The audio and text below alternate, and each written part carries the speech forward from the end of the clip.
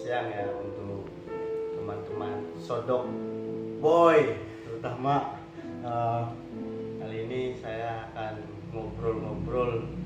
Ini ngopi ya, ngolah pikir ya, sedikit ngolah aja tentang biola yang sudah dijanjikan di Abstrak 2 bareng Egy Abraham. Ya nggak tahu itu nama dari mana, nanti tanya sekilas saja. Oke Boy, saya langsung saja. Gimana Mas, Abraham itu nama dari mana? Ya, nama Abraham itu sebenarnya saya banyak melihat literatur tentang nama-nama nabi terutama ya. Karena nama Abraham ini kan kalau di Muslim ya itu Ibrahim gitu loh. Kemudian Ibrahim sendiri sepertinya adalah di sana banyak menjelaskan tentang bapaknya para nabi gitu. Makanya saya mencoba untuk menamakan saya ada embel-embel Abrahamnya. Oke, langsung. Ternyata ini senior aku, ini nih senior aku yang belum tahu ini senior aku. Karena dia ini syar'i banget namanya Abraham. Diambil dari kata nabi, nama-nama dan bapak-bapak yang nabi itu. Kalau dalam Islam itu Ibrahim itu. Yang belum tahu nanti bisa cari sendiri ya di Google atau di mana, itu cerita-cerita nabi. Karena ini beda tema. Oke, lanjut. Ini saya mau tahu sedikit, intinya pandangan sampean tentang biola itu, sejarah dan mulanya biola itu gimana? Iya, kalau pandangan saya tentang biola, karena saya sebenarnya ini ya, mengenai biola ini terkait sejarah memang banyak versinya begitu ya. Mulai dari misalkan zaman-zaman barok, zaman-zaman klasik gitu, dan masing-masing mempunyai mungkin ini ya kayak semacam situasi sosial tersendiri gitu. Ya, ya. Makanya kemudian dari zaman-zaman tersebut secara garapan musik mungkin atau komposisi musik mengalami satu perubahan. Tapi kalau secara alat mungkin tidak terlalu signifikan gitu. Kalau sejarahnya saya sih kalau pernah membaca itu berasal dari Italia itu. Kalau nggak salah kota Cremona Ya, yang kota Cremona. berawal ada biola di sana gitu. Sampean udah main biola itu dari tahun kapan, Mas? Kalau main biola sebenarnya cenderung baru ya. Saya baru mengenal biola itu sebenarnya dari tahun-tahun 2000-an 15 pertengahan ya, 2015 maksudnya, 2015.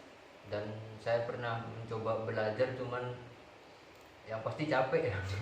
Yang pasti capek. Terus yang kedua ya mungkin ini perlu kesabaran tingkat tinggi gitu. Karena biola ini kan tidak seperti alat-alat lain gitu loh. Dalam arti begini, mungkin alat-alat lain secara tune nada itu enak gitu loh, ada patokannya. Kalau teman-teman bisa lihat kayak misalkan piano, kita tinggal tut, pencet tutnya itu, pencet tombolnya lah istilahnya, tombolnya itu langsung bunyi, ya itu nada gitu loh, dan pasti benar.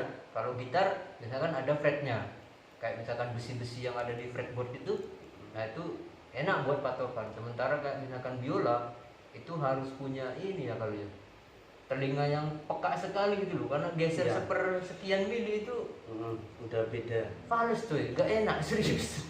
Dan itu membuat kadang ini apa ya, mengganggu telinga begitu loh. Ya. Makanya yang kedua itu perlu kesabaran tinggi. Terus yang ketiga pastinya ini ya harus berlatih setiap hari gitu. Pasti itu. Biar temen-temen yang pengen belajar biola ataupun yang sedang melakoni belajar biola ini, nadanya ketika bermain bener begitu sih. Ya. Oke. Jadi itu makanya belajar biola itu enggak instan ya, enggak kayak godok mie Indomie gitu. Maksudnya harus punya ketekunan sendiri di pribadinya terutama. kalau emosian mending jangan belajar biola. Langsung ke piano. Nah, karena piano kita pencet apa aja itu udah ada bunyinya dan itu enak buat didengar terutama. Nah, kalau biola itu persekian mili itu bergeser udah fals bunyinya.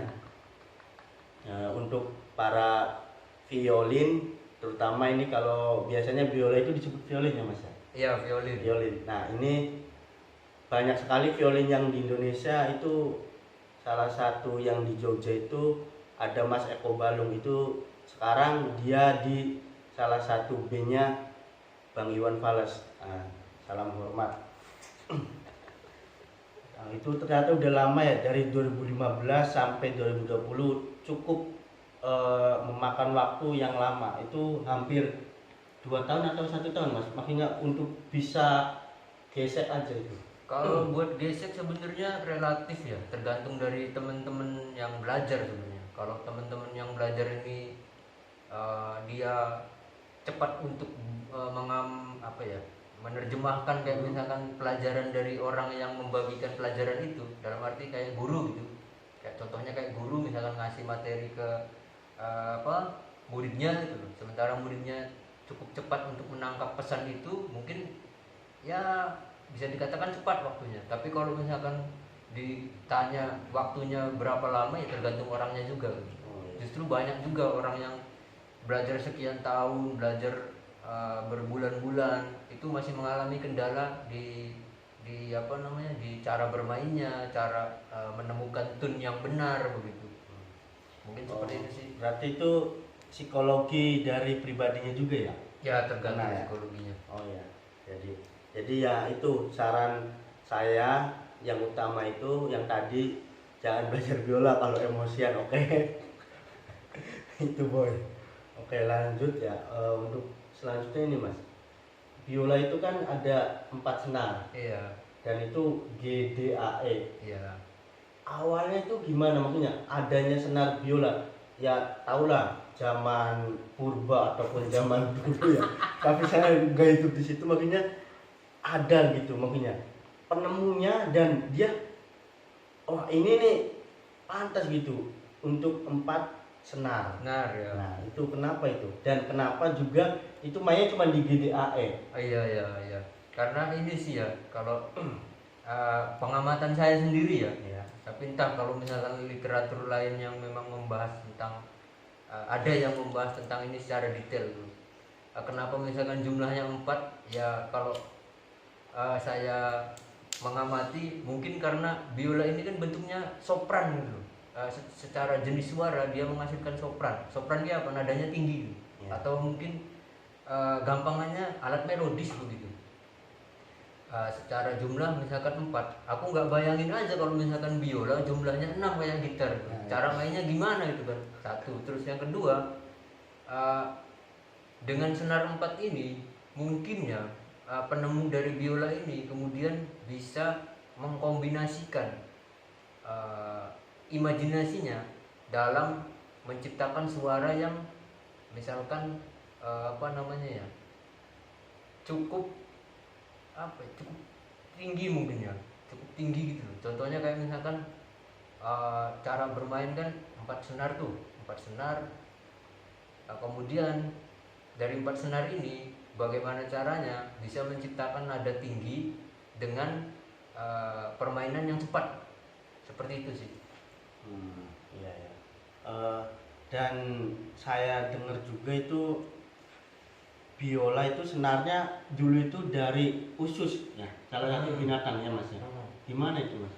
Benar ya, apa enggak? Kalau dulu kan sebelum masa revolusi Prancis kali ya, zaman revolusi Prancis kan, revolusi Prancis ya, yang penemu mesin ini, adanya mesin, adanya apa gitu. Sebelum ilmuwan menciptakan satu teknologi yang berupa mesin itu kan dulu sangat terbatas sekali gitu loh. Ketika misalkan membuat satu benda yang khusus, contoh misalkan kayak biola, pada waktu itu mungkin karena memang keterbatasan dari teknologi itu, akhirnya yang dipakai adalah kita bisa memanfaatkan dari sisi-sisi lingkungan yang ada di sekitar gitu. Dan kenapa misalkan mengambil senar mengambil bahan senar ini dari kulit domba, usus domba. Itu karena secara serat ya, secara serat ini kan usus domba kan anu ya, cukup kuat gitu loh. Dan mungkin pada waktu itu dijadikan sebagai senar karena usus domba kan satu ya itu secara serat kuat gitu loh. Terus secara tekstur ini agak kayak kasar gitu loh, sehingga ketika digesek itu berbunyi.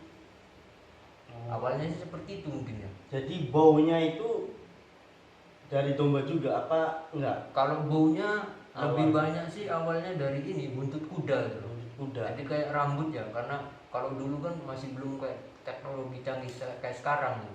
Kayak rambut itu bisa dibikin sintetis gitu. Kalau dulu ya adanya buntut kuda mungkin dipakai buat bau itu digesek, oh ternyata akhirnya bunyi begitu. Oke. Ini menarik ya karena buntut kuda. Kalau buntut manusia itu namanya ambeien, boy. Buntut kuda itu ternyata bisa, boy, buat dijadikan salah satu pelengkap lah intinya, salah satu pelengkap di alat musik biola itu.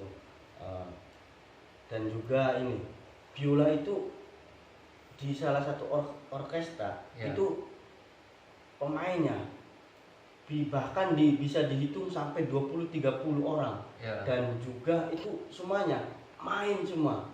Kenapa gitu? Apa seunik gitu biola dalam pelengkapan musik? Nah ini sih kalau dilihat secara pementasan biola di orkestra itu banyak jumlahnya ya, dibandingkan misalkan pemain alto atau pemain cello ya. Iya, cello. Teman-teman tahu ya makanya alto cello ya, mungkin ya bisa dicari di Google lah pengertian. Kenapa misalkan pemain biola itu banyak di dalam orkestra?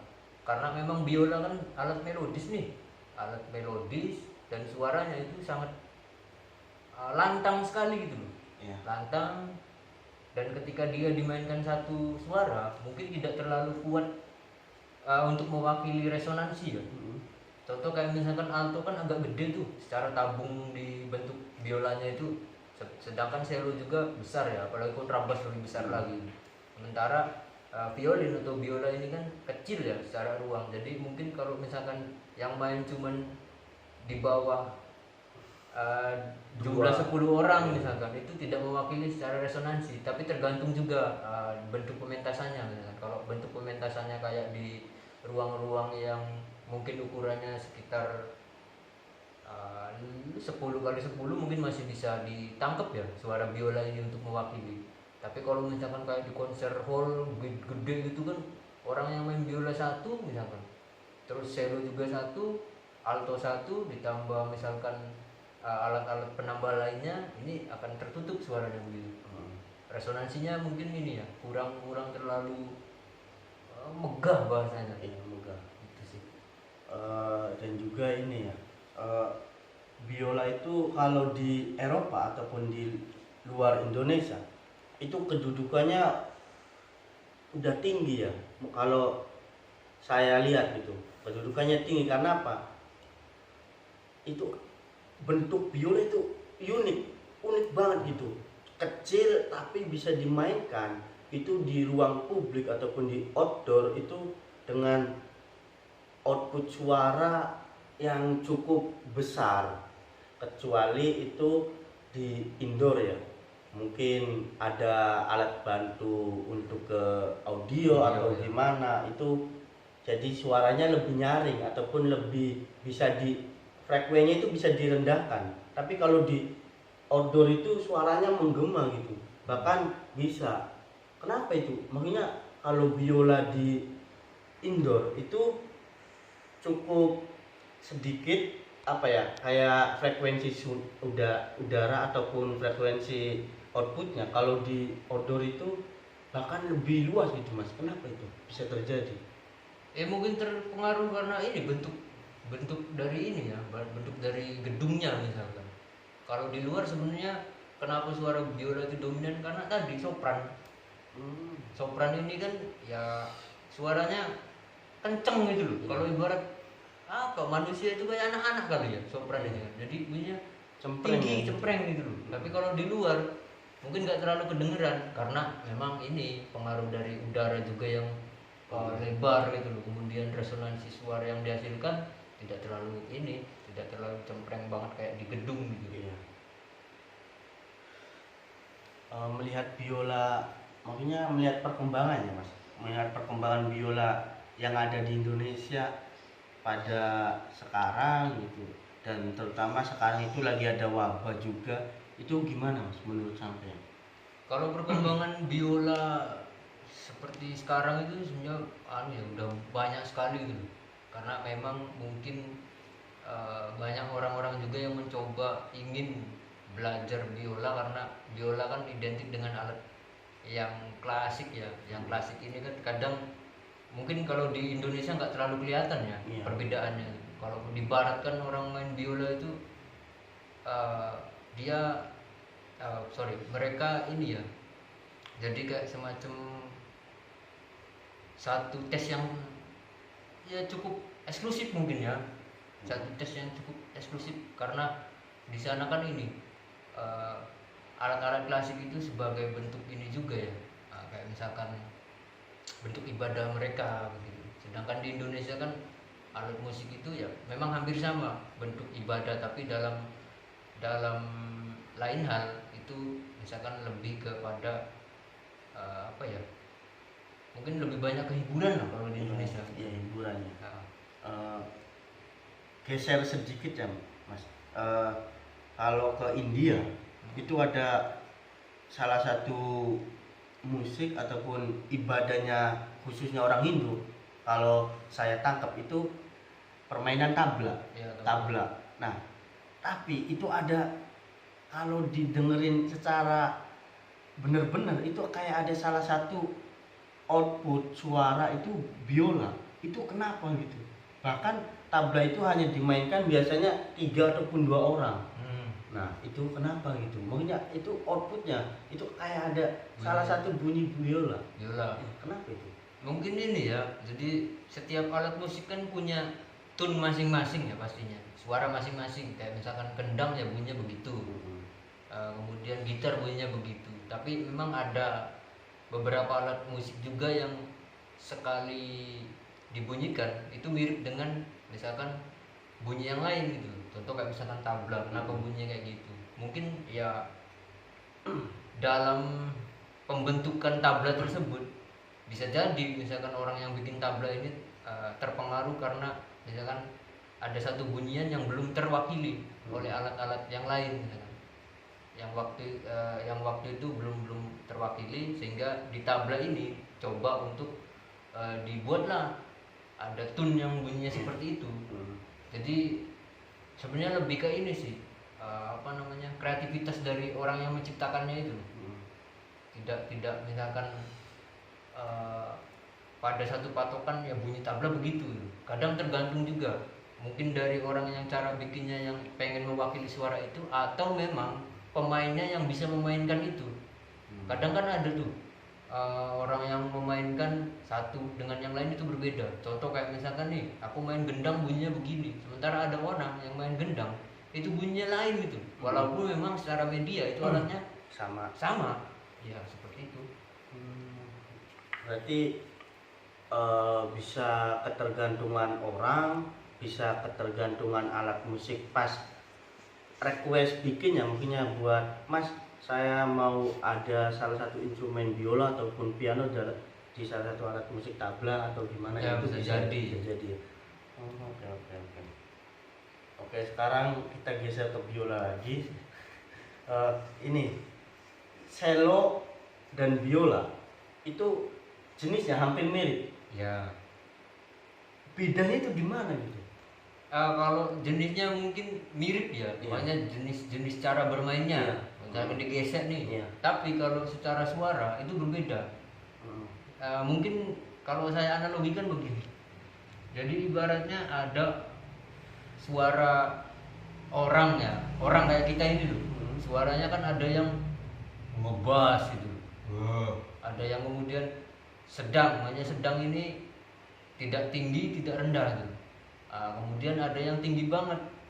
Nah itu perbedaannya lebih ke resonansi itu. Oh. Jadi biar mungkin ini ya, makanya biar ada semacam harmoni mungkin kalau di musik ya, harmoni antara suara yang tinggi, suara middle, suara rendah, sehingga bisa satu apa namanya, satu ini ya, satu harmoni tersendiri gitu loh.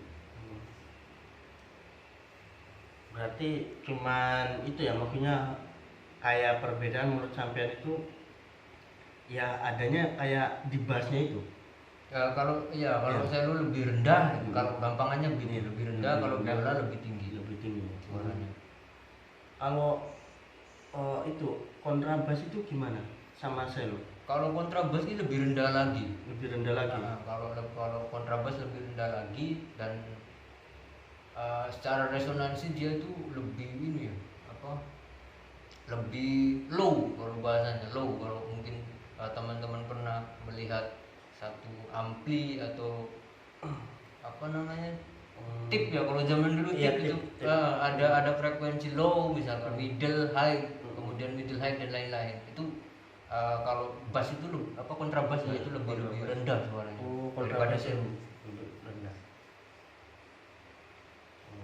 Boleh ngerokok ya? Boleh. Ternyata kontrabas itu lebih rendah daripada selo. Itu berarti urutannya kalau bisa diurutkan itu berarti biola, selo, kontrabas. Enggak, ada satu alat lagi. Jadi Apa itu? kalau di orkestra yang lengkap, Iya. itu suara tertinggi itu alto, sopran itu biola. Nah, kemudian ada lagi abangnya biola ini, saya nyebutnya biasanya abangnya itu alto. Jadi alto itu alatnya bentuknya kayak biola tapi lebih gedean dikit lah, mungkin ya agak gede intinya dikit. Terus ada cello, kemudian ada kontrabas. Biasanya kalau di alat orkestra lengkap begitu komposisinya. Komposisinya itu. Dan juga ini senior aku ini, maksudnya Egy Abraham ini fokus di penggarapan ataupun menyusun karyanya di lagu. Nah, nanti sewaktu-waktu kita akan ngobrol lagi tentang karyanya beliau ya. Tunggu aja di Sodok Boy, oke? Ini masih banyak ya aslinya, tapi dispesifikkan aja nih mas. Kenapa gitu? Orang yang main biola itu identiknya dengan pakai not langsung, Balok gitu ya, not balok. Kenapa gitu? Maksudnya kalau kita bicara orkestra pasti semuanya itu di depan alat musik yang mereka main itu ada not baloknya. Dan beberapa waktu juga pernah hadir di salah satu kampus di Jogja, itu pemain biola cuma 5 kalau nggak salah, itu di depan itu not balok semua. Kenapa gitu? Maksudnya serumit itu biola gitu, atau apa pemain itu takut lupa atau apa gitu? Kenapa gitu? Iya, jadi ya mungkin saya juga pernah merasakan begitu ya. Kenapa orang main biola atau alat-alat gesek lah pastinya. Iya. Karena yang aku sering konsumsi ini kayak misalkan beberapa performan orang-orang yang bermain alat gesek kayak biola, alto dan cello, kontrabas gitu. Kenapa misalkan harus ada not barok ya, partitur lah istilahnya. Kalau teman-teman yang dari akademisi musik mungkin itu sebagai bentuk partitur ya. Kayak kertas di depan kita baca. Karena dalam permainan gesek kan ada bow nih ya pastinya. Ada bow dan panjangnya itu berbeda-beda gitu. Makanya berbeda ini kayak misalkan jenis biola dengan cello dengan kontrabas ini berbeda. Kenapa kemudian ada satu kertas di depan itu untuk bermain? Yang pertama jelas ya. Jadi biar yang main ini itu enggak lupa gitu. Satu, jadi sebagai bentuk ini sebenarnya dokumentasi ya, kayak misalkan sama kayak kita misalkan baca puisi. Kalau misalkan kita nggak hafal, otomatis pasti tuh kita pakai teks begitu kan. Pun di musik itu juga sama. Jadi not itu sebagai bentuk dari dokumentasi agar setiap pemain ini bertanggung jawab untuk memainkan alatnya masing-masing. Satu, terus yang kedua tadi saya sudah jelaskan itu mengenai adanya bow itu. Jadi sebenarnya kalau misalkan nih ibarat ya dalam satu pertunjukan nggak ada partitur, aku nggak bayangin tuh baunya berbeda-beda bermain dengan nada yang sama. Misalkan ada yang ke atas ada yang ke bawah, ini aku kadang nggak habis pikir ya, maunya pasti nih nanti nggak indah gitu. Mungkin bisa ke situ juga indah.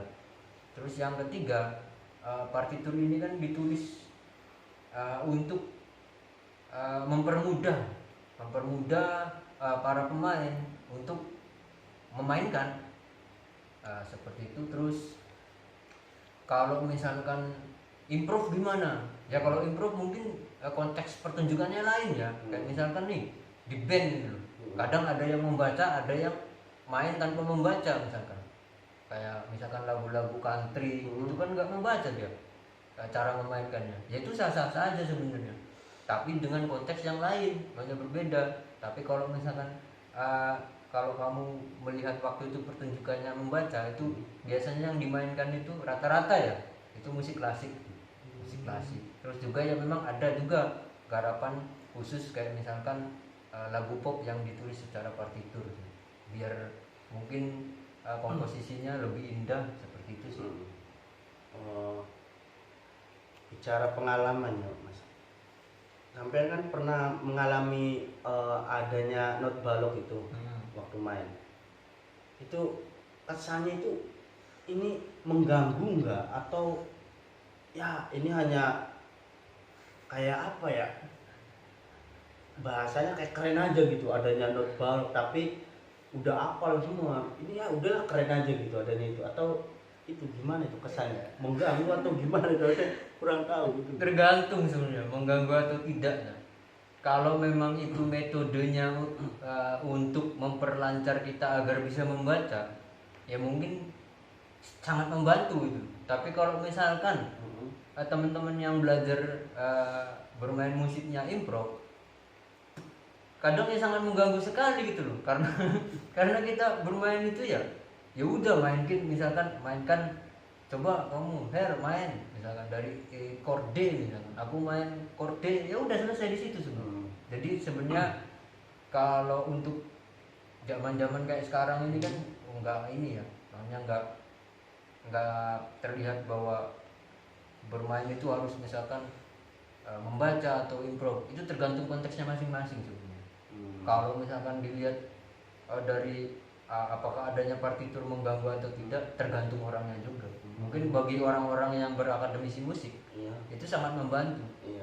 Nah, tapi kalau misalkan orang-orang yang basicnya dari kesenian otodidak atau istilah kerennya jalanan gitu, ya mungkin ya sangat mengganggu. Tapi ya kalau memang bagusnya sih ya itu bisa membaca dan bisa tanpa membaca pun bermain gitu. Kalau bagusnya, tapi kan terkadang tergantung selera juga. Ada yang bisa mainkan musik itu dengan cara membaca, tapi ketika misalkan nggak ada bahan bacaan di partitur itu, kadang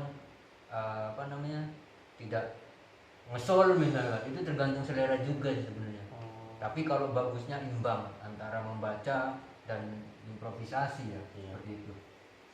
Nah, improvisasi itu kan kalau misalkan kayak pemain gitarnya itu melodi, itu kan bisa dibikin sendiri ya.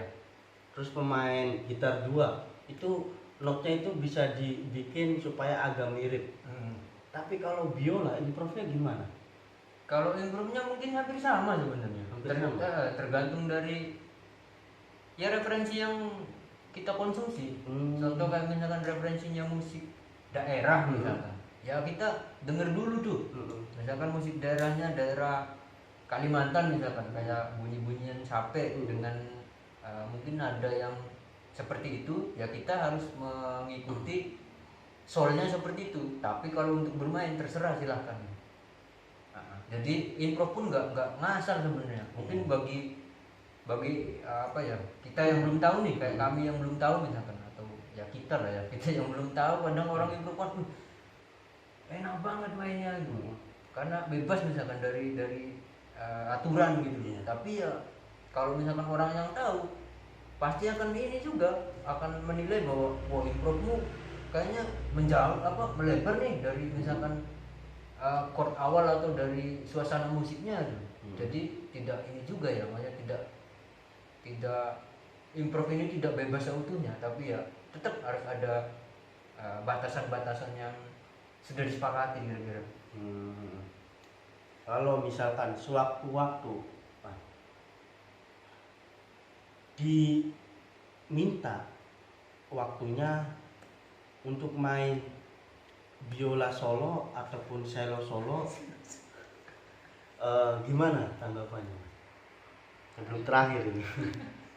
Kalau diminta main solo itu ini ya, orang main solo ini kan yang pertama harus ini ya perfect gitu. Artinya kan orang main solo ini kan sendirian nih, solo begitu kan. Kalau saya sendiri sih masih ini ya, belum apa, mungkin aku belum sampai ke sana ya pemikirannya untuk bermain solo gitu. Tapi kalau ngegrup kan mungkin ini aja sih sebagai pemanis kalau saya pernah main itu. Kalau main solo sih biasanya orang-orang yang punya kelebihan yang lebih dari rata-rata begitu kan.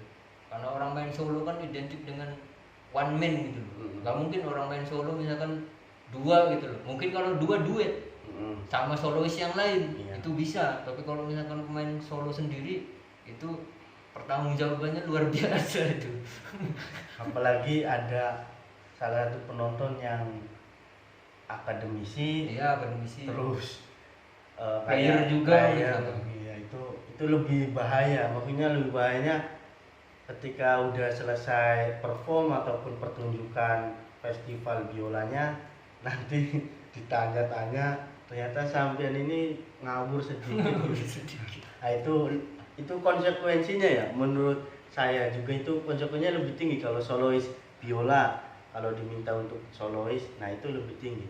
Nah ini Mas, untuk terakhir banget ini sebelum ditutup, tip dan trik ya, terutama ini tipnya makanya untuk pemula-pemula kayak wah saya ini mau main biola gitu. Saya pribadi sempat belajar sama Mas Egi, main biola cuman berapa kali.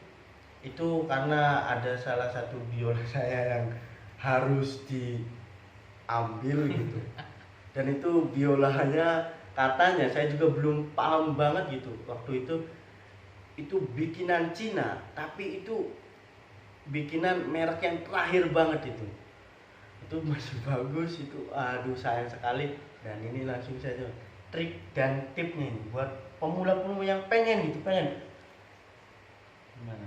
Kalau buat pemula pengen belajar biola yang pasti ini ya, punya niatan pasti ya, punya niatan. Terus yang kedua mungkin nabung ya, makanya nabung ini kan karena buat beli gitu. Jangan sampai kayak misalkan kasusnya Mas Heri ini punya biola tapi diambil sama yang punya, ini kan repot juga kalau misalkan buat latihan gitu. Terus yang ketiga terkait biolanya seperti apa, kalau bisa sih biolanya yang mungkin ini ya agak-agak standar. Saya juga bingung nih, makanya ditanya standar ini kayak gimana, tapi yang pasti nyaman dulu lah buat buat playability. Nyaman dulu karena itu akan berpengaruh pada pendengaran nanti. Ketika misalkan kita pakai alatnya yang misalkan kurang memadai atau ya kurang memadai lah istilahnya, kurang standar misalkan, itu nanti akan membentuk sound di dalam telinga kita ini berbeda dengan yang misalkan alat yang standar gitu. Karena tune bunyi alat standar ini nanti suaranya suaranya akan dikonsumsi oleh telinga juga gitu. Ya itu sih, kalau bisa beli alatnya yang standar gitu. Jangan sampai misalkan tadi kita sudah terlanjur misalkan latihan dengan alat yang kurang memadai, kadang suaranya itu nanti ini, jika misalkan megang alat yang lebih enak itu kadang berpengaruh, loh kok gini gitu. maksudnya itu. Terus yang ke selanjutnya ya yang pasti latihan ya, karena apapun itu bentuk orang pengen bisa harus berlatih, dan berlatih ini kalau bisa ada satu jadwal yang khusus. Dan trik, mungkin tipsnya bukan triknya, tipsnya itu kalau bisa ketika latihan itu dalam kondisi kita fit yang pertama. Terus yang kedua itu harus apa namanya, jangan waktu kita misalkan banyak pikiran nih, banyak pikiran atau capek, karena itu akan membuat ini mood yang berbeda juga nanti. Tapi kalau misalkan kita berlatih dalam kondisi fresh itu sangat enak sekali, badan juga masih segar begitu loh. Beda kalau misalkan kita berlatih dalam kondisi capek. Kalau tips secara fisikal begitu. Terus ada lagi nggak pertanyaannya? Mungkin ini juga ya, kalau latihannya itu di outdoor ya lebih baik ya mas ya? Kalau latihan itu Atau gimana? tergantung sih ya, tapi kalau pengen mencoba untuk powernya biar keras, mungkin di outdoor lebih menarik gitu. Karena di outdoor kan banyak suara-suara yang lain gitu loh. Contoh kayak misalkan motor lewat itu kan, bagaimana caranya suara biola kita dari gesekan itu minimal misalkan di telinga sendiri itu terdengar daripada suara motor. Dan ini nanti akan menciptakan tune yang jelas gitu. Jangan sampai ketika bermain misalkan suaranya kita nggak pakai full power, tapi itu tergantung juga, makanya tergantung nanti pada saat prakteknya. Tidak selalu misalkan full power, tapi setidaknya untuk awal minimal tune-nya itu ketika bermain itu jelas dulu. Jangan sampai ketika belum jelas saja kita pakai misalkan apa namanya level selanjutnya itu kan nanti akan mengulang lagi. Kalau bisa sih sistematis. Terus yang ke selanjutnya ini kalau bisa berlatih biola lagi ada gurunya ya, karena itu tadi, karena beda dengan gitar gitu. Kalau orang main gitar mungkin ada patokannya gitu loh, yaitu fret misalkan. Orang main piano ada patokannya, tapi kalau biola kan patokannya susah gitu. Dan kita untuk menyetem tune-nya itu kan susah juga. Makanya kalau saya saranin sih ada yang ngelatihnya gitu loh, biar teman-teman ketika bermain biola ini sistematis, dan nanti dari sistematis itu akan membuat teman-teman belajarnya ya enak gitu loh. Tidak misalkan loncat-loncat, kayak misalkan pengalamanku kan loncat-loncat nih bermain kan latihan itu, sehingga ketika misalkan untuk mengulangi apa namanya mengulangi metode ya atau level-level sebelumnya kan jadi wah ini ulang lagi gitu. Ya itu sih kalau saran saya. Terima kasih untuk Egy Abraham tentang biolanya. Mungkin lain waktu, lain kesempatan bisa bersua lagi tentang ngobrolnya beda lagi, bukan biola ya. Mungkin karyanya Egy Abraham yang akan dibahas tuntas gitu. Kenapa harus punya karya ini? Jadi yang mau belajar biola bisa juga sama Mas Egy Abraham, tapi di 2021 kalau bisa. Oke. Karena sekarang lagi ada garapan karya yang cukup panjang gitu ya waktunya, karena ada mungkin 3 ataupun 2 karya yang mau diproduksi gitu. Jadi sarannya di 2021 boleh belajar sama Mas Egy Abraham. Kalau mau komentar aja. Oke boy. Sampai di sini, tunggu selanjutnya boy. Oke. Jangan lupa boy, subscribe dan like, komen dan share kalau ini bermanfaat dan menarik untuk kalian. Oke. Sampai jumpa di pertemuan selanjutnya tentang Ki Hajar Dewantara. Oke boy, see you.